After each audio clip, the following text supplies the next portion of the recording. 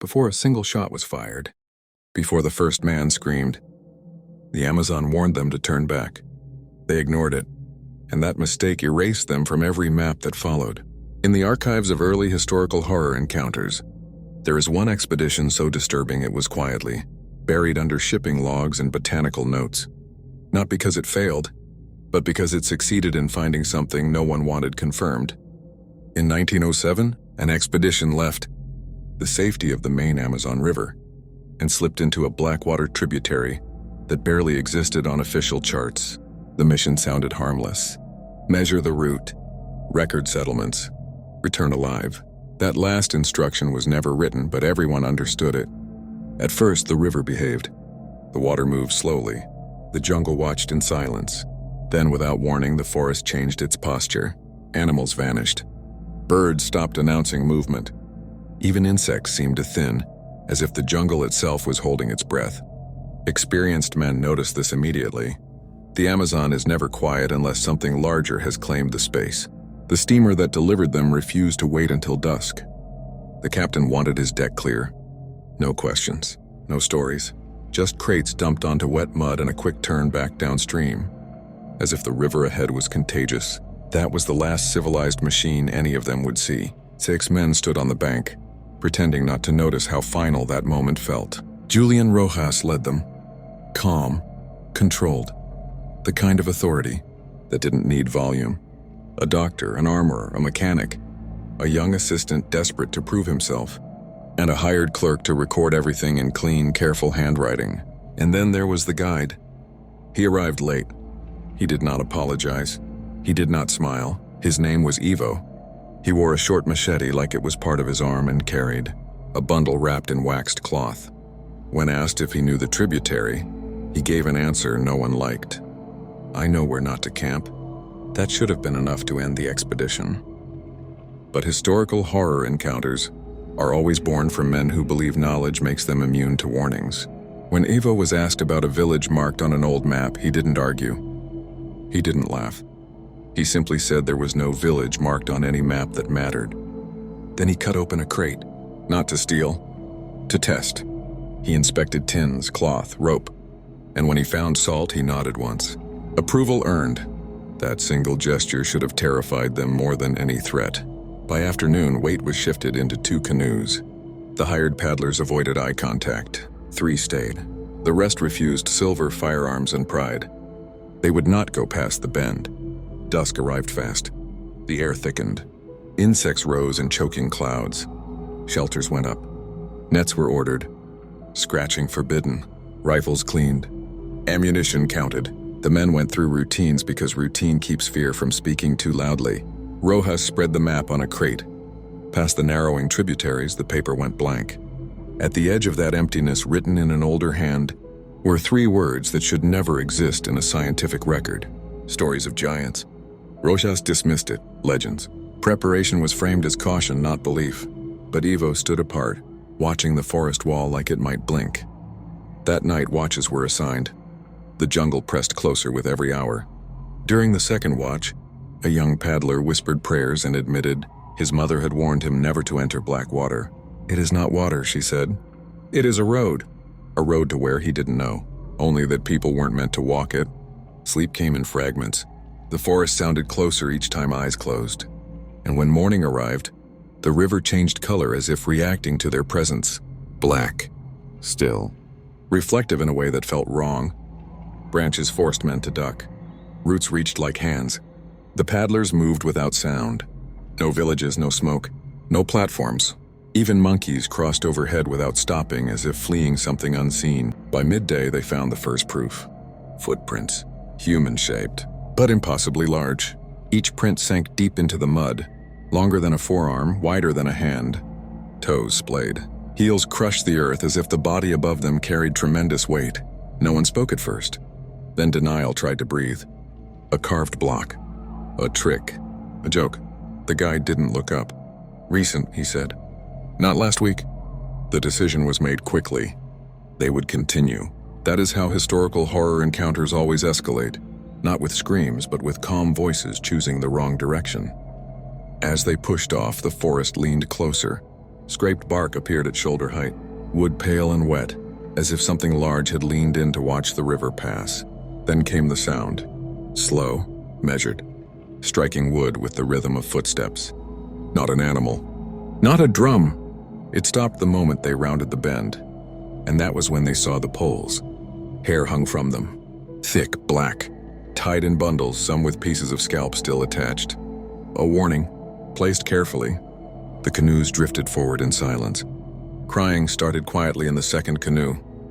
Bones appeared next, arranged, not scattered, lined like markers beside the water. Whatever lived here didn't hunt randomly. It organized. As the river narrowed and the smell of rot thickened, the guide spoke again. "We must reach camp before dark." They paddled harder, because somewhere ahead, something tall enough to scrape trees had already decided they were not alone. They believed reaching camp before dark would save them. They were wrong, because whatever was watching them moved faster than the river. The paddles struck the blackwater harder now, no longer cautious, no longer elegant. Fear had replaced discipline. Even Rojas could feel it, tight in the shoulders of the men, sharp in the way breaths came too quickly. The Amazon does not punish panic immediately. It lets it grow. The channel twisted like a trapped snake. Trees leaned inward, branches knitting together above them, blocking the sky. Light thinned. Sound thickened. Every splash echoed too long, as if something beneath the surface was listening and counting. Ivo stood at the front of the lead canoe, unmoving. His eyes scanned the banks, the roots, the shadows between trunks. He did not rush the paddlers. He did not urge speed. That terrified the others more than shouting would have. When they reached the clearing, relief came too fast. That should have been the second warning. The bank rose just enough to stay dry. The ground was firm. Trees stood farther apart. It looked prepared, as if the jungle had opened a small mouth just for them. Ivo stepped out first. He crouched, touched the soil, pressed his palm flat, then nodded once. "Here," he said, "for tonight." Crates were unloaded quickly. Shelters went up without argument. No one joked. No one complained. The doctor didn't have to repeat instructions. Even Thomas, usually eager to prove himself, worked silently, eyes darting to the tree line every few seconds. Baltazar positioned himself where he could see both the river and the forest. He cleaned his rifle again, though it was already spotless. That wasn't maintenance. That was ritual. As the sun sank, the jungle didn't grow louder. It grew expectant. Firelight pushed shadows outward, but the darkness pressed back harder. Insects stayed oddly distant, hovering just beyond the light like they didn't want to cross an invisible boundary. The paddlers refused to sit with their backs to the trees. Cesar crossed himself again and again, until Arama grabbed his wrist and hissed something sharp in their language. Rojas called them together. His voice was steady but lower now. "We eat, we rest. 2 watches at a time. No wandering. No noise. Simple rules. Desperate rules." As they ate, Thomas finally spoke what everyone was thinking. "The hair," he said quietly. "The bones. That wasn't meant for animals." Dr. Echevarria answered without looking up. "Fear seeks patterns." Baltazar snorted. "So do hunters." Ivo stared into the fire. "They mark paths," he said. "And borders." No one asked who they were. The first watch passed without incident. Too quietly. The river barely moved. Leaves did not fall. Even the usual night sounds seemed muted, as if the jungle was listening instead of speaking. On the second watch, the sound returned.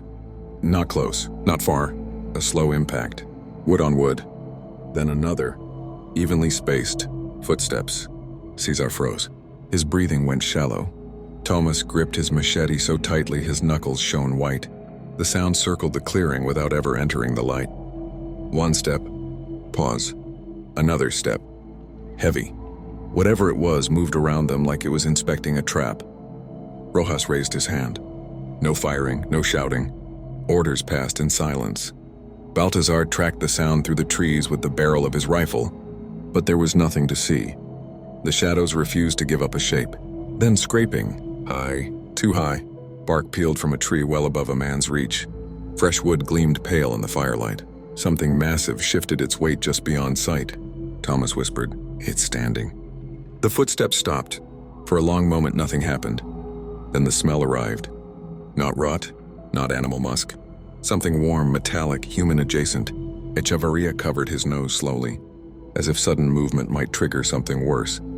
Ivo lowered himself into a crouch, blade ready, eyes fixed on a point no one else could see. And then came the breath. Deep, measured, close enough to disturb the fire. Whatever stood there inhaled once, and moved away. The forest swallowed the sound without a trace. No one spoke for several minutes. The fire crackled too loudly now. Every man understood the same thing at the same time. They had been examined. Morning arrived gray and heavy. No one claimed to have slept. Around the clearing, the ground told a story no one wanted translated. Depressions in the soil, bent saplings, scratches at impossible heights, and footprints, not just one set, several, all circling the camp, all stopping just short of the firelight. Rojas knelt beside one. He measured it against his forearm and said nothing. His silence was worse than any curse. Evo finally spoke. They hunt together. That single sentence shifted the expedition from exploration into survival. The decision to leave was immediate. No debate, no pride. Whatever lay ahead was worse than what followed them. But staying meant waiting. As they pushed back into the river, the black water closed around the canoes like a lid. The paddlers worked frantically now. Even Arama's calm had cracked. That's when the scream came. Not human, but shaped like one. Long, controlled, mocking. It echoed from upriver, then downriver, then from both sides at once. Thomas dropped his paddle. Cesar sobbed openly. Baltazar raised his rifle, searching for something, anything to aim at. Ivo's voice cut through the panic. Do not answer. Because answering meant being found. The scream ended in laughter. Low, slow, too deep to belong to any animal they knew. The jungle answered back with movement. Branches swayed where no wind existed. Something large crossed parallel to the river, keeping pace without effort. Whatever they had discovered in 1907 was no longer hidden. It had chosen to reveal itself. The scream wasn't a warning. It was a test. And now the river itself was helping them fail. The canoes surged forward, paddles biting into the black water with a desperation no one bothered to hide. The river narrowed again, the banks drawing closer like closing jaws. Every stroke echoed too loudly. Every splash felt like a signal flare. Rojas kept his eyes forward, jaw set. Authority now was all he had left. He raised a fist, slow, deliberate, and the paddlers adjusted their pace to match the lead canoe. Panic could scatter them. Discipline might keep them alive. Behind them, the jungle moved. Not crashing, not charging, keeping pace. Branches bent without snapping. Leaves shook without falling. Whatever followed them knew the river's curves as well as Ivo did, maybe better. Baltazar twisted at the waist, rifle tracking shadows that refused to become targets. The doctor muttered to Thomas about breathing, about counting heartbeats as if medicine could be spoken into existence. Then the river betrayed them. A submerged root caught the laid canoe. Wood scraped. The boat lurched sideways. Nilo cursed and jammed his pole down to push free. The second canoe collided lightly, just enough to knock Caesar's balance loose. He cried out. Not loud, but loud enough. The jungle answered immediately. A crack high and sharp rang from the right bank. A sapling snapped clean in two, bent by a force that didn't slow. Water bulged beside the canoe as something heavy stepped into the shallows, then withdrew again, testing distance. Rojas raised his hand again. No firing. He held Baltazar's gaze. The hunter's eyes burned with protest, but he obeyed. A rifle shot would give away their exact position. Worse, it would invite a charge. Evo spoke without turning. They want us to run. Why? Thomas whispered. Ivo didn't answer right away. He listened. Then quietly, because running shows weakness.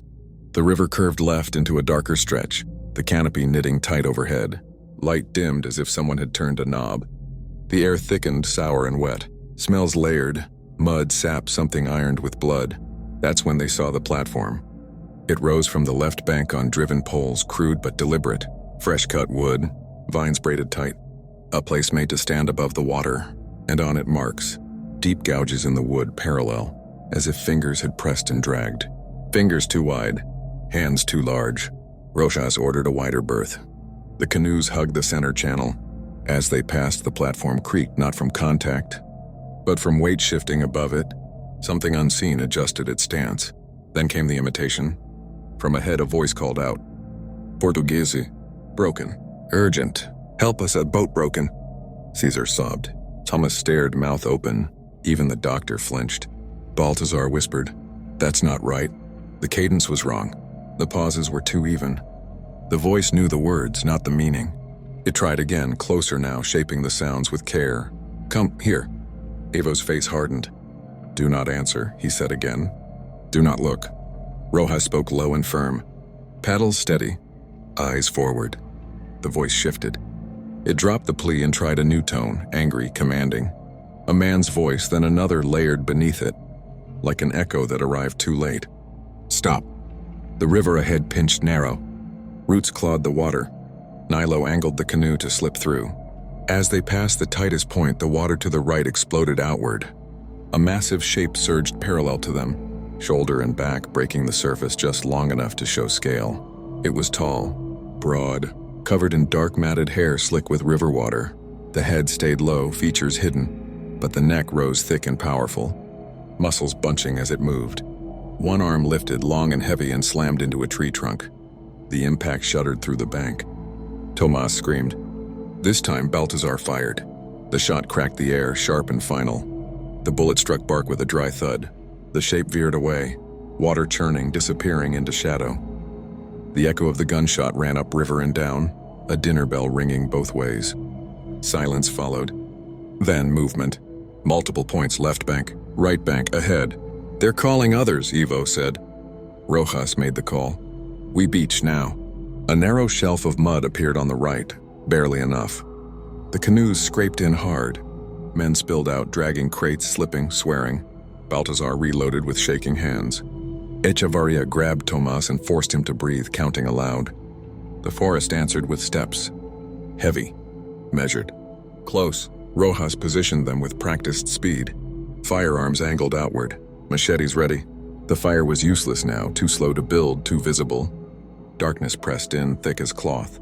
From the tree line, a silhouette detached itself from shadow. It straightened, and kept straightening.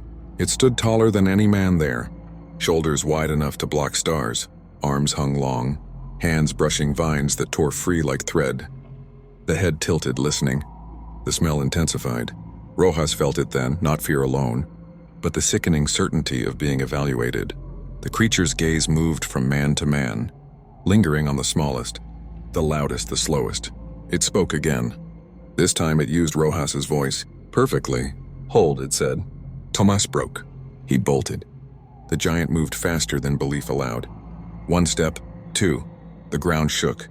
A hand closed around Tomas's torso and lifted him like a bundle of cloth.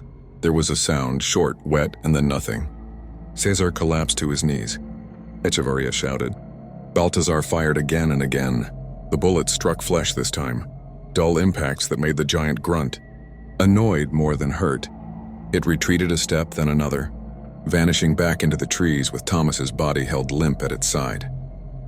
The jungle erupted with answering calls. Laughter. Voices. Many. Rojas knew the truth now, heavy and undeniable. This was not one creature. This was a village, and they had crossed its road. They didn't take Tomas to kill him. They took him to show the others what would happen. Because fear was part of the hunt, no one chased him. No one spoke his name. The jungle had swallowed Tomas whole, and every man there understood the same brutal rule. If you followed, you died faster. Rojas forced his breathing steady, even as the forest echoed with distant movement, heavy bodies repositioning, branches snapping with deliberate care. This was no ambush born of chance. This was territory defense. Balthazar's rifle trembled in his hands. He had fired more shots than he could count, and none of them had stopped what mattered. The doctor knelt beside Cesar, whose body had gone slack, eyes unfocused. Shock had taken him before the giants could. "Up," Rojas said sharply. "We move now." They shoved supplies back into the canoes, abandoning half their equipment without debate. Silver, tools, even precious medical crates were left behind like offerings. Evo watched the tree line as they pushed off, blade ready, body coiled. The river accepted them again, but reluctantly. The moment the canoes cleared the bank, a splash sounded behind them. A pursuit, a signal. The jungle answered with low calls that vibrated in the chest rather than the ears. "They're guiding us," Echevarria whispered. Evo nodded once. Toward them. Rojas chose speed. Paddles struck hard. The river widened into a broad stretch choked with drifting leaves. Visibility dropped. The black water reflected nothing now, not sky, not canopy, only darkness layered on darkness. Then the structures appeared. On both banks, half hidden behind hanging vines, rose platforms like the first, but larger, stronger. Some connected by crude walkways above the waterline, poles driven deep, wood reinforced where weight repeatedly pressed. A settlement. Not houses, positions. Baltazar scanned for movement and saw it. Shapes standing on platforms, silhouettes framed against faint light filtering through the canopy. They did not rush. They watched. One stepped forward, then another. Tall, broad, hair matted and streaked with mud and old blood. One raised an arm and struck a hanging log with a stone. The sound echoed, the same rhythm they had heard earlier. Footsteps, a signal carried through wood and water. The canoes drifted involuntarily, caught in a slow current that pulled them toward the center of the pool. Rojas tried to angle away. The river resisted. Cesar suddenly screamed. He pointed. On the far bank, something was tied between two poles. Domas, or what remained. His body hung suspended, twisted at an unnatural angle. Marks crisscrossed his skin, testing cuts, not fatal ones. His chest bore deep impressions as if fingers had pressed hard enough to bruise bone. A display. The doctor gagged. Baltazar swore and raised his rifle. Rojas shoved the barrel down. "No," he said. "Not yet." The giant stirred. One leaned closer, head cocked. It made a sound low in its throat, amused. Then it spoke. Not a word. A phrase. Thomas's phrase. The same thing he had said earlier that day. Repeated in his voice, broken and mocking. The sound scraped through the men like a blade. Evo's jaw tightened. "They learn fast," he said. From pain. The river carried them closer. Too close. Another giant stepped forward, this one broader, scarred across the chest. It lifted a bundle and tossed it into the water. The object hit with a wet splash and drifted toward the canoes. Hair. Fresh. The message was clear. Baltazar snapped. He fired 3 shots in rapid succession. One giant roared as a bullet tore into its shoulder. Another ducked. The third charged. The water erupted as it waded in, legs churning, closing the distance with horrifying ease. Its arm swept outward, striking the side of the lead canoe. Wood splintered. The boat spun, nearly capsizing. Rojas shouted orders. Evo leapt forward, driving his machete into the creature's forearm. The blade sank deep, but the giant barely reacted. It backhanded Evo across the canoe, sending him crashing into the water. For a second, everything stopped. Then Evo surfaced, coughing, eyes wild. "Cut the current," he shouted. "Now!" Nilo jammed his pole into the mud and heaved. The canoe lurched, spinning sideways, slipping out of the pull that dragged them toward the platforms. Baltazar fired again, aiming not to kill but to distract. Bullets snapped bark and splashed water. The giants hesitated. Not from fear, from calculation. They stepped back in unison, retreating to the platforms. One of them struck the log again, 3 heavy beats. The jungle answered. From behind, branches exploded as something larger than the rest moved through the trees. The platform seemed to bow under its weight. The others shifted, making space. Evo's face drained of color. "The elder," he said, "we cannot stay." The river finally loosened its grip. The canoes broke free and surged forward. Behind them, the settlement faded into shadow, but the calls followed, voices overlapping, testing words, laughing. They paddled until their arms burned and their lungs screamed. Night swallowed the river whole. Only when the sounds fell away did Rojas signal to slow. No one spoke. They had seen the truth. The giants were not myth. They were organized. They hunted with intention, and now they knew the expedition could bleed. In the darkness, Cesar whispered the question no one wanted to answer. "Why didn't they kill us?" Evo stared into the black water. "Because this," he said quietly, "was only the warning." The warning was over. Now the forest wanted payment. And it was done waiting. They paddled until their arms felt hollow, until pain turned distant and mechanical. When Rojas finally ordered them to shore, it wasn't because they were safe. It was because collapse would kill them, faster than anything following. The bank they chose was wrong from the start. The ground was soft, too soft. The trees stood close together. their roots twisting above the surface like exposed bones. Evo hesitated, scanning the area, but the others were already dragging the damaged canoe up, hands shaking, breath ragged. "We can't stay long," Evo said. "This place listens." That was the only explanation he offered. They built no fire. Darkness pressed in, absolute and heavy. The river barely moved, its surface thick and dull, as if resisting the idea of flow. Every man sat with his back to another, forming a tight, silent circle. Caesar rocked slightly, whispering prayers that no one tried to stop. Echevarria checked wounds by touch alone, fingers careful, clinical. Baltazar counted bullets and stopped halfway through, realizing the number was already meaningless. Rojas forced himself to write. Ink scratched softly across the page as he recorded what they had seen: platforms, signals, mimicry, organized movement. He wrote because if he stopped, fear would finally have a voice. The jungle spoke first. A branch cracked behind them. Not close, not far. Another crack answered from the opposite side. Then another. A perimeter. Evo drew his blade. "They are hurting us," he said. "Like animals." Baltazar whispered. "Toward what?" Evo didn't reply. The first stone landed near the river's edge. Not thrown hard, just enough to splash. Then another. And another. Testing distance. Testing reaction. Rojas raised a hand. "Hold." The stone stopped. Minutes passed. Then footsteps, many, moving in a wide arc around the camp. Leaves crushed under deliberate weight. Something brushed a tree trunk and scraped bark free at a height no man could reach. Caesar whimpered. A voice rose from the darkness. Caesar. Perfect. Gentle. His own name, spoken the way his mother would say it. Echevarria grabbed him just as he tried to stand. "It's not her," the doctor hissed. "Listen to me. It's not human." The voice tried again. Closer now. "Come here. You're safe." Baltazar fired blindly into the trees. The shot cracked the night open. A roar answered, deep and irritated. Something large shifted its weight, branches shuddering. That's when the smell hit them again, stronger than before, warm, wet, alive. A shape stepped into the faint starlight. Then another. Then more. They formed a loose ring just beyond the edge of vision. Not rushing. Not hiding. Standing tall. Confident, knowing there was nowhere else to go. One giant leaned forward and crouched. Its face became visible for the first time. The features were wrong. Not animal, not human, but close enough to disturb the mind. The eyes reflected light with a dull intelligence. The mouth pulled back slightly, revealing teeth worn flat and stained dark. It smiled. Then it reached behind it and dragged something forward. A body. One of the paddlers. Nilo. He was alive. Barely. His legs bent at angles they should not.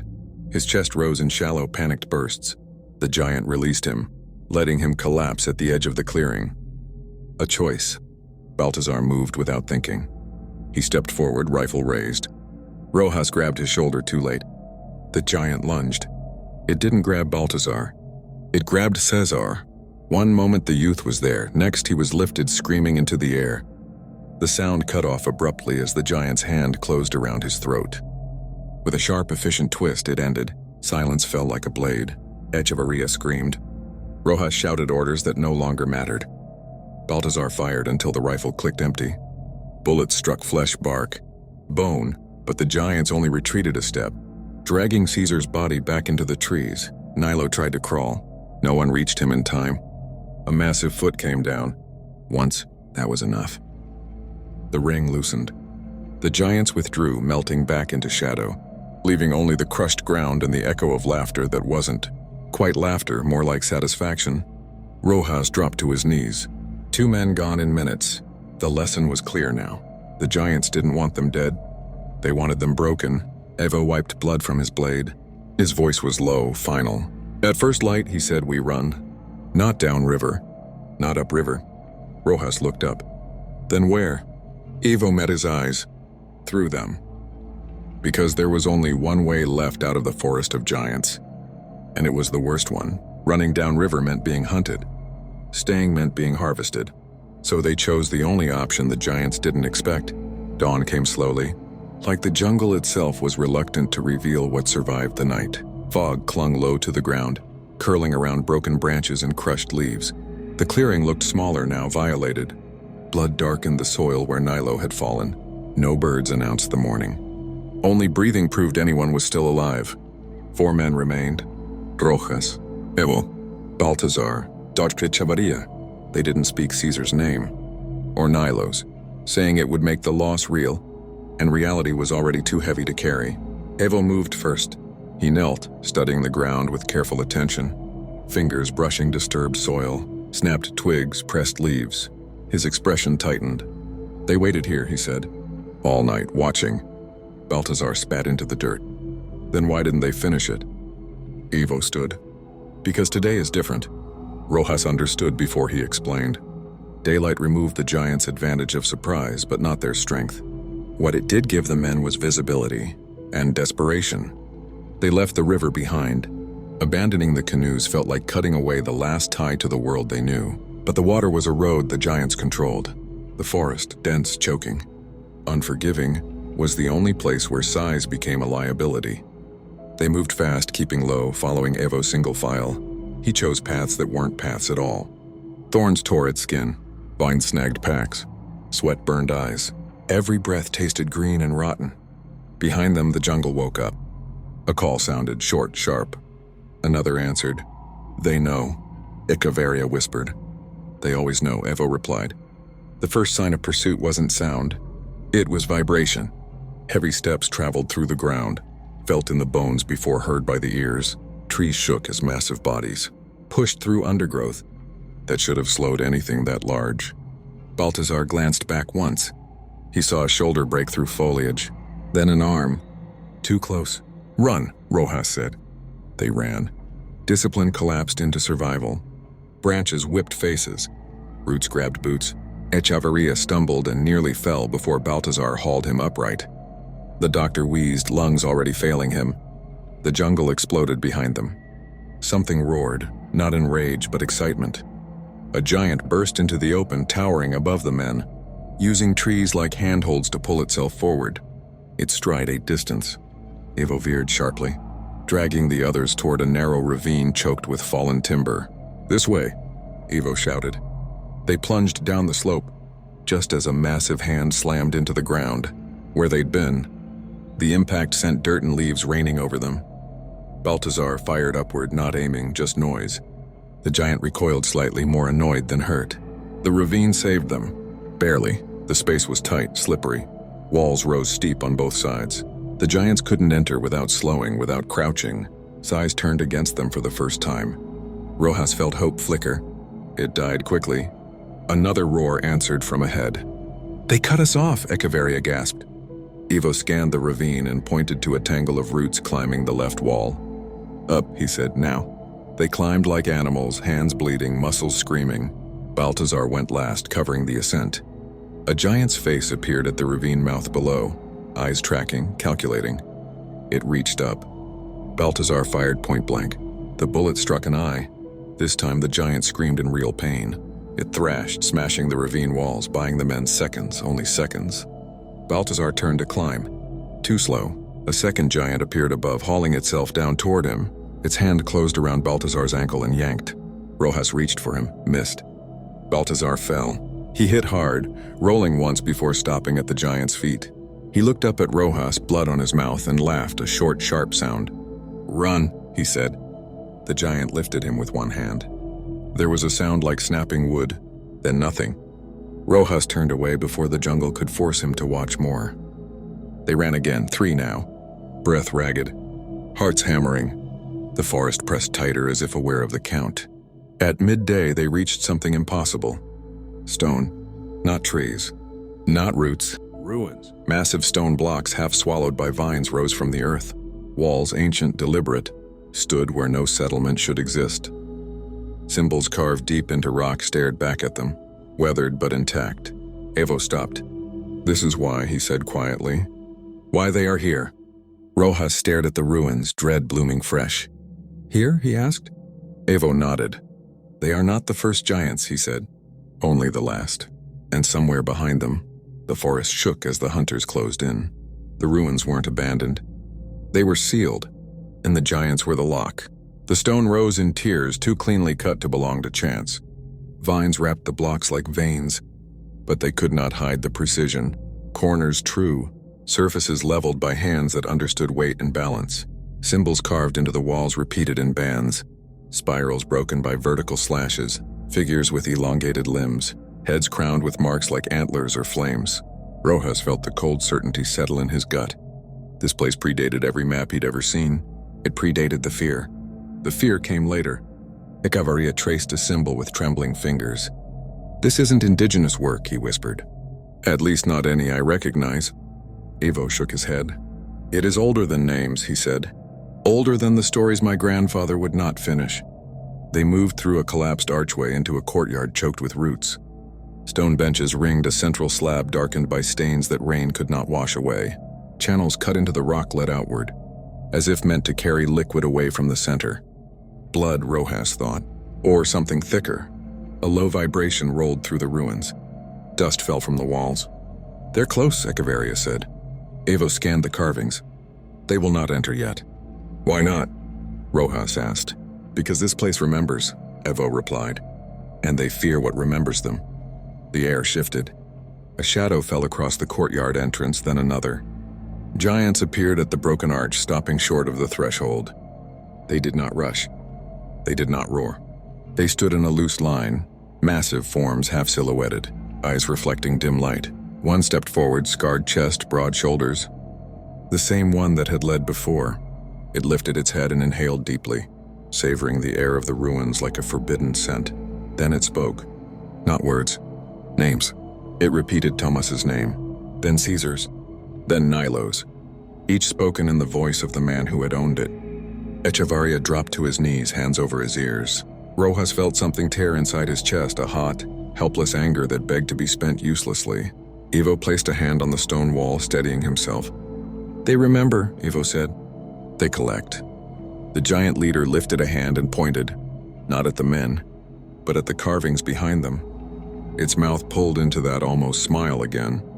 A warning, or an invitation. The ground trembled as more giants gathered beyond the archway. They formed a wall of muscle and shadow, content to wait. Patient, certain. "They want us to go deeper," Rojas said. "Yes," Evo replied. "Because they cannot follow." Echevarria looked up sharply. "Then what's inside?" Evo didn't answer immediately. He moved to the central slab and brushed away debris, revealing a seam in the stone. With effort, he slid a hidden panel aside. A dark opening yawned beneath, exhaling air that smelled ancient and dry. Stone steps descended into blackness. Rojas felt the choice settle on him like a verdict. Behind them, giants who hunted for sport, who learned voices, who broke men to teach lessons. Ahead, an unknown sealed by time and fear. "Down," he said. They descended. The darkness swallowed them quickly. The temperature dropped. The air changed, less rot, more dust and mineral, like a tomb undisturbed. The steps ended in a chamber supported by thick pillars, carved with the same elongated figures. Some figures were bound. Others towered over smaller shapes, hands raised in dominance. Echevarria whispered, "This is a record." A corridor branched left and right. Evo chose left without hesitation. "They drove something into the ground," he said. "Long ago. Something that hunted them." Rojas's pulse thudded. "The giants?" "Yes," Evo said. "And no." They reached another chamber, larger, circular. In the center stood a stone cage. Its bars carved from a single piece of rock spiraled and reinforced. Inside lay bones. Not scattered, arranged. Too large to be human. Too old to be alive. Skulls the size of barrels stared sightlessly outward. The jawlines were heavy, the teeth massive and worn. These giants dwarfed the ones above. Echevarria swallowed hard. "They're smaller now." Evo nodded. "They learned to be." A thunderous impact boomed from above. Dust rained down. The giants had begun to test the ruins, slamming fists and shoulders into stone they feared but trusted to hold. "They will not break it," Evo said. "But they will wait." Another impact, closer, more furious. Rojas scanned the chamber. "There has to be another exit." Evo pointed to a narrow passage behind the cage. There, they squeezed through, moving deeper, until the stone gave way to a fissure where roots pierced from above. Pale light filtered down. Hope flared and died. The fissure opened onto a pit. Not natural. Walls smoothed by tools. The floor marked with deep gouges and stains layered over centuries. Hooks carved into the stone.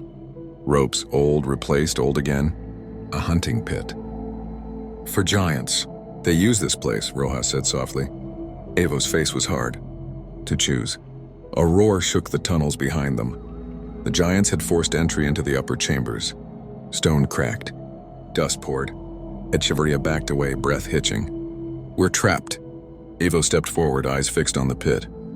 Not all of us. Rojas understood instantly and hated him for it. No, he said. Evo met his gaze. They want proof, he said.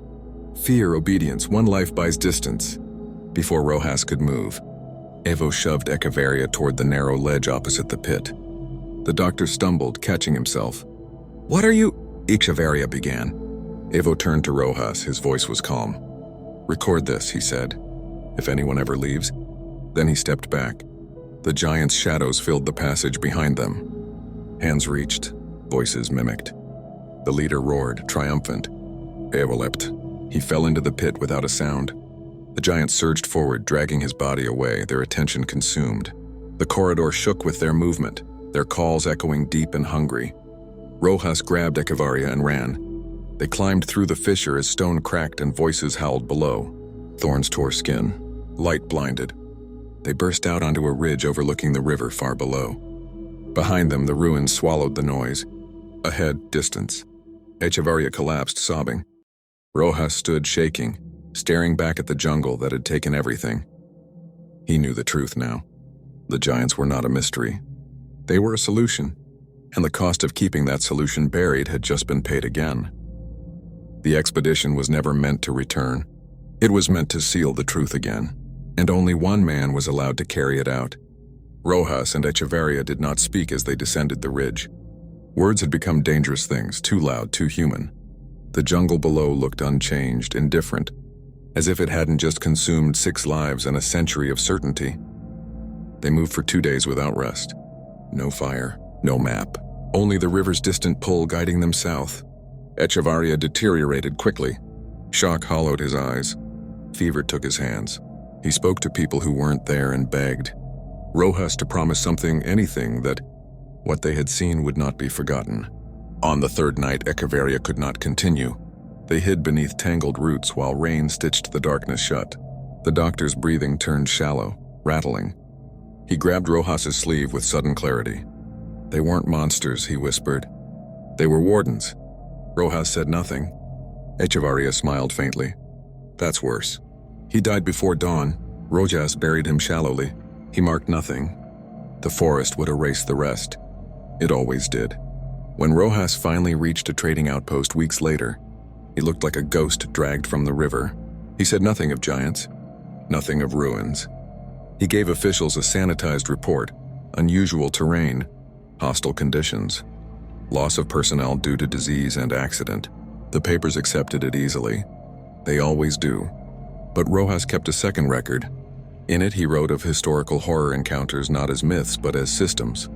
Ancient solutions to ancient threats. The ruins were older than the giants.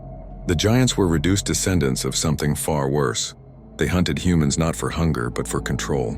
To keep people away, to keep the seal intact. Maps changed after 1907. The tributary was mislabeled. Routes were discouraged.